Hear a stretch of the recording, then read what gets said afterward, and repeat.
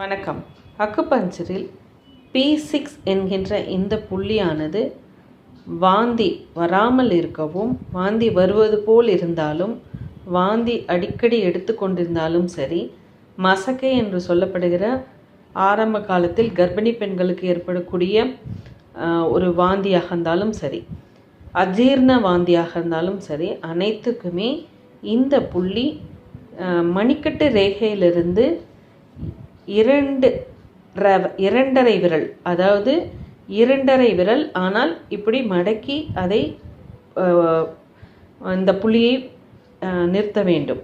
இந்த புள்ளியை குறிப்பதற்கு இந்த இரண்டரை விரல் கணக்கில் எடுக்கணும், அவரவர் கையில்.